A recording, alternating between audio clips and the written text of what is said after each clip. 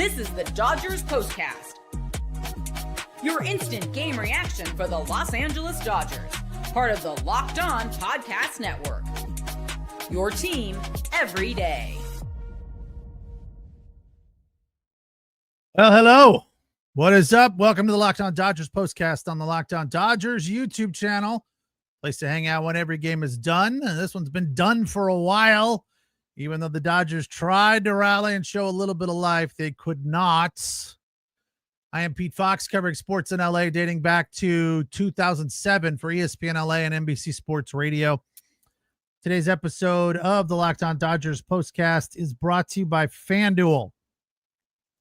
Football season is around the corner. Visit FanDuel and their app today to start planning your future bets right now.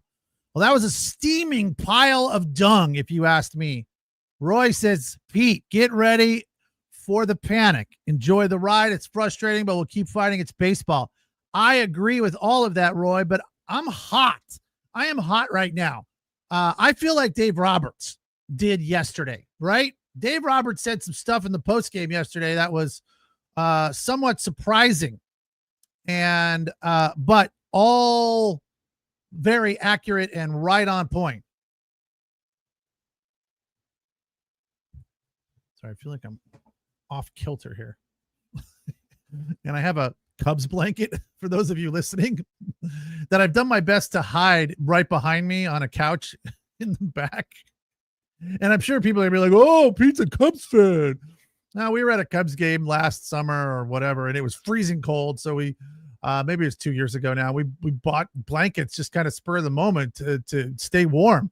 And I like the blanket, so I have it on the couch in my little she shed. We call it a she shed because it was my wife's before it was mine. It was her office for a while. Now it's mine. So it should be a he shed, but I just believe it should always be the she shed because that's how it started. Raul says, we effing suck. Useless home runs, Roy comments, or Craig comments. Roy is asking me to talk everyone off the cliff. I wish I could, Roy. I have some things that have got me on the cliff right now. The first and foremost is that Dave Roberts is criticizing Shohei Ohtani. I think that is completely accurate. I think Shohei is not above reproach. I think he deserves that kind of conversation and that kind of tough talk. But it's a little scary that Dave Roberts is like, hey, that's not acceptable. You need to be better. You got to love Dave for that. The other thing that has me a little bit scared is just recently read a story, like not too long ago, came across Google that said it had to do with why Teo wasn't playing tonight. And basically what it boiled down to, they've tried to save it and come back around and say, look, we're saving Teo because we have a big series coming up against the Padres. But then he went on to say that he hasn't seen a lot of competitive at-bats from Teo against right-handed pitching. Teo is one of your best hitters. And I know he's going through it a little bit, but you can't be sheltering Teoscar Hernandez now. He's a guy that you have to put in the game and let him go. And, you know, if it doesn't work out, then it doesn't work out. But this whole, oh, we were saving him and, oh, we don't see competitive at-bats against right-handed hitters. Okay. I mean, and that's not wrong, but it's kind of like, oh, Steph Curry's not making baskets. Let's put him on the bench. No, you let him shoot. Shooter's going to shoot. You know, it's not like Teo's going to get tired. I don't understand what keeping him out of the lineup is doing. You know, it's not making the Dodgers any better. Yeah, they kind of rallied tonight and salvaged a few runs and saved face. But in the end, an embarrassing performance, if you ask me. I don't care if it's 4 or 0 or 1. It's an embarrassing performance. This is what you'll be talking about. You'll be talking about the Dodgers losing now 4 in a row to the Angels. It might be even 5 dating back to last season or something. I don't know. Who cares about that? But this year, 4 in a row to the Halos. That's that right there alone, somewhat of a rival. 57-62. They're not a good team, but they make the Dodgers look silly. It's ridiculous. I don't get it. They show up and, ZACH Neto, Miami's own, Campbell University. I had to look him up. I've obviously heard of him, but I didn't know much about ZACH Neto. 2 home runs tonight, his first multi-home run game of the season. He went to Campbell University somewhere in North Carolina. The Campbell Camels. Homered in the first, then again in the 6th, an ugly 6th inning for the Dodgers. They gave up 4. All 6 charged to Yamamoto. His worst outing as a Dodger. He has never given up 6 earned. That was just bad. And it wasn't like he was making terrible pitches either. Angels just all over him. I think the other thing to me that's super frustrating about yesterday and today. I know I didn't cover the game yesterday because I was doing Chargers, but I was paying attention, as I said. I thought for sure the Dodgers had that one. They loaded the bases in the 9th inning with 1 out and a runner on 3rd, down 1. Hit a fly ball, and Shohei's at bat. And Mookie's after him. I know with Mookie it was 2 outs, so he couldn't just hit a fly ball. But Mookie's been hot. And you just need Shohei to put the ball in play. And I think that's what really ticked off Doc. He's like, look, we know you're capable to put bat to ball. Just put the ball in play. Get us on a run, tie the game, and then it's a whole new ball game. The Dodgers couldn't do it. And this is coming off 2 nice offensive outputs against the Toronto Blue Jays. A very good team. Best in the American League. Tough series. Dodgers should have swept that series. So many freaking opportunities left on the base pass yesterday. It was another opportunity in the 7th tonight. Bases loaded, 1 out. It come away with nothing. Yesterday, 0 for 6 with the bases loaded multiple times. GIDPs.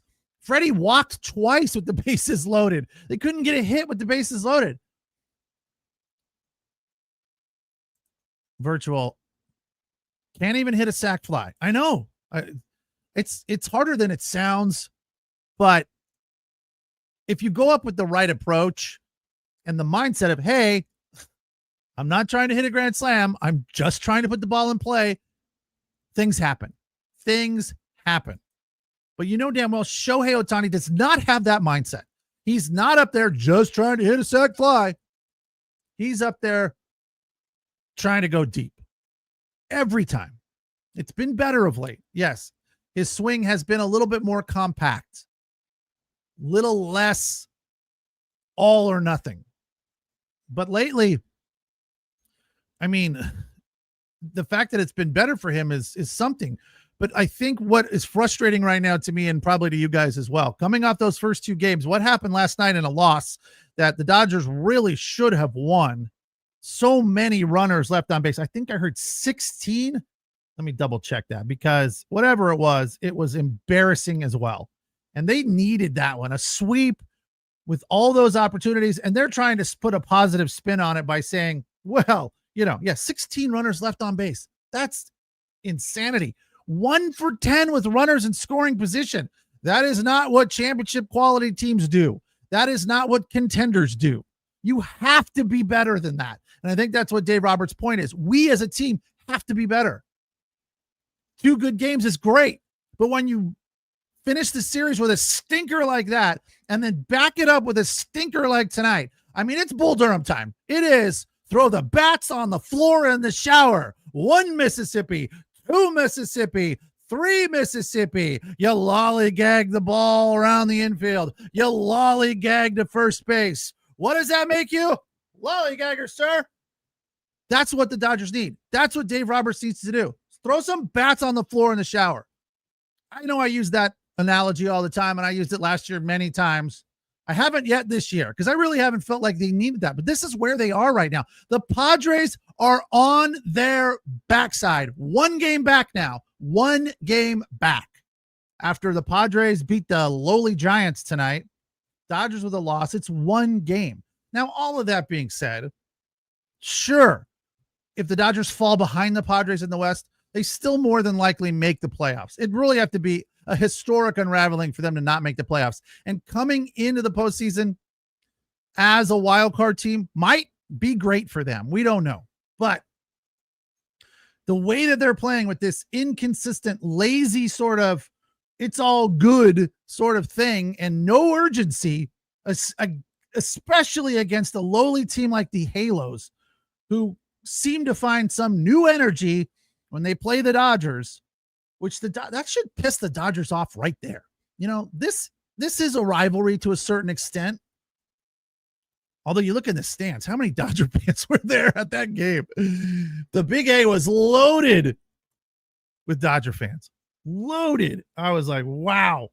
All right. After the break, turning point and player of the game.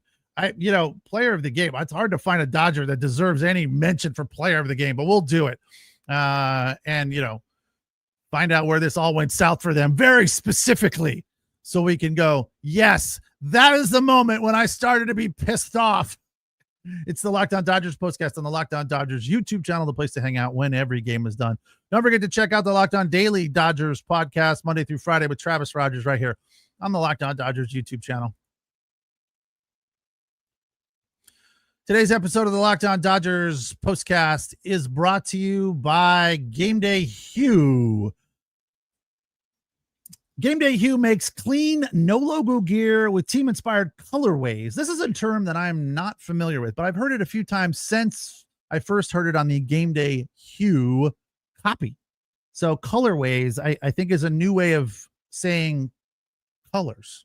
I'm not exactly sure, but it's like when you're buying a house and, they'll have all those shows on TV about, they have 3 houses and you pick one. Or, you're doing a renovation on a house, one of those, all those HGTV remodel shows. Instead of saying, what's the price you're looking for? Somewhere along the line recently, they started to say, what's your price point? Why not just what's the price? Game Day Hue has, again, team-inspired colorways for every pro and college fan base. It's all about letting your colors speak for you. No giant logos, just smart, versatile styles that work on game day, on the course, or anywhere in between. These are they're golf shirts, classy stuff is basically what it boils down to. Right now, you can get 50% off with the code MLB15 at GameDayHue.com. That's GameDayHue.com. The code even stacks on bundle deals, so now's the time to load up. Football season is right around the corner. You need some new football gear. GameDayHue.com is the place because colors speak louder than words. That's GameDayHue.com, code MLB15. Today's episode also brought to you by FanDuel. August 26th is officially FanDuel Futures Day, a brand new holiday for football fans who live for bold predictions and preseason hunches. For just 24 hours, FanDuel giving you deals on NFL predictions. These are the season-long predictions. So whether you're calling your MVP, eyeing a long-shot division winner, or ready to crown your Super Bowl champ before Week 1 even kicks off, this is the moment. Visit FanDuel.com or FanDuel on the app today and start planning your future bets now, because Futures Day is one day and one day only. FanDuel. Play your game. All right, the Dodgers now have dropped 4 in a row to the Halos, which I think should make us all very, very upset. I mean, it's just embarrassing. It really is. I've talked to people that are in this business about covering sports, and they're like, these are professionals. They don't get embarrassed. I'm like, they should. They really should, because that's embarrassing. You're a much better team. You're 68 wins versus 57 wins, and the Angels are pushing them around and making them look stupid. I mean, I don't care if it was 7-4. This game felt like it was 10-0. I mean, just the Angels were doing just about anything they wanted, and the Dodgers couldn't get anything going until the 8th inning. Now, let's give some credit. Let's give some praise. This is the Locked On Player of the Game.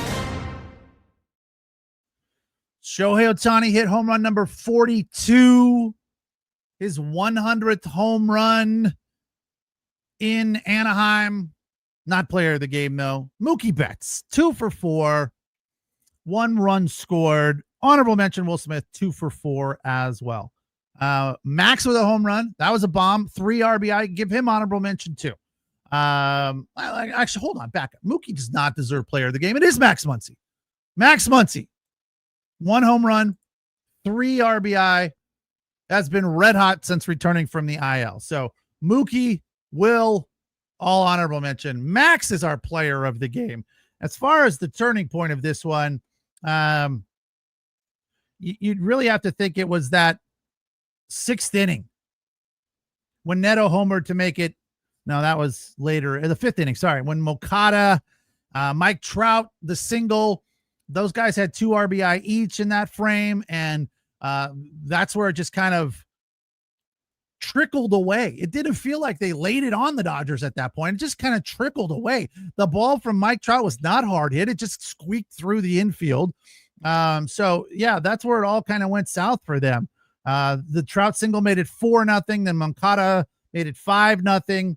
Campero rather grounded out to the shortstop. That made it 6-0. They just, kind of squeaked these runs across, and all of a sudden, the Dodgers are in a huge hole, and everyone's kind of like, well, if anything is feeling obvious tonight, it's that we're done, because based on what we've seen the last couple of days or yesterday, even if we get runners on base, we're not going to score them. So the fact that they were able to plate some runs there in the 8th rather, with the Ohtani home run and the Muncy home run, 343 feet to right field, which scored Mookie Betts and Will Smith, was nice to see. All right. That is something. So we don't come away from this game feeling completely dejected. But to a certain extent, maybe that's would have been even better if they just absolutely got throttled. Like there could be some wake up call, if you will. But it feels like every time they have something like this, where you think, all right, this is it. This is the wake up call. This is the moment when the Dodgers, kick it into gear. Now it's time to go. Here we go down the backstretch. Something like this happens. So I just don't know. I don't know what to think about where they are. Again, I know they're 1 game ahead of the Padres. That's for sure, with a Padres series right around the corner on the heels of this one. So the other thing that for me is imperative is that they do not get thumped in this series. If the Angels continue to push the Dodgers around the way they have over the last 4 games, that is going to be a tough series against the Padres. Sure, it could be a wake-up call even more if they get swept again and head into that Padres series. Losers of 6 in a row to the Halos, losers of 4 in a row after dropping the season or this game yesterday against the Toronto Blue Jays. There's one thing for sure. They're going to get up against the Padres because the Padres and Dodgers don't like each other. So I would like to see them go into that series with a little bit of momentum. If they win tomorrow and the next day and take the series against the Angels, that'll be back-to-back series wins, and that will be good. But we just don't know what we're going to get. Dave Roberts doesn't have any faith in Teoscar Hernandez all of a sudden. He's up Shohei's backside. Freddie was 0 for today. It just feels like, to a certain extent, as cool and calm as Dave Roberts normally is, it feels like he's panicking a little. It feels like he's grasping, like this is not what we want. And he even said it yesterday. It's not acceptable. So that's good. That's positive. It doesn't feel like he's taking it lightly, but it's also a wake-up call for us to say, hey, Dave's a little uneasy right now. So I think we should be as well. 7-4 the final. Angels win it. They've now beaten the Dodgers 4 times.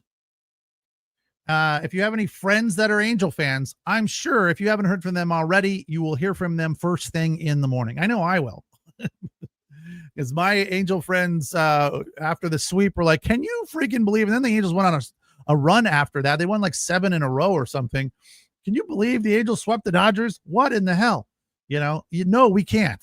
So the Angel fans are surprised too. Let's put it that way. But it's just not acceptable, if you ask me, to a sub 500 team that is super inconsistent, losing one series after the other. They just dropped 2 out of 3 to the Tigers. They dropped 2 out of 3 to the Rays. They dropped 2 out of 3 to the White Sox. So, I guess that's something we can, hope for, is that the Dodgers are the next team. The Angels will drop 2 out of 3 too. Tomorrow, first pitch 6:38 at the Big A. Tyler Anderson, former Dodger, will take on Emmett Sheehan, and we'll be here to break it down for you when it is all over on the Locked On Dodgers YouTube channel. Thank you for watching. Thank you for listening. Appreciate the comments. I don't know if I did a good job, Roy, of talking people off the ledge, because I'm right there with them. But again, as always, we appreciate you guys joining in on the conversation, and hopefully we exercise a little bit of the frustration. Take care. Enjoy the rest of your night. We'll talk tomorrow.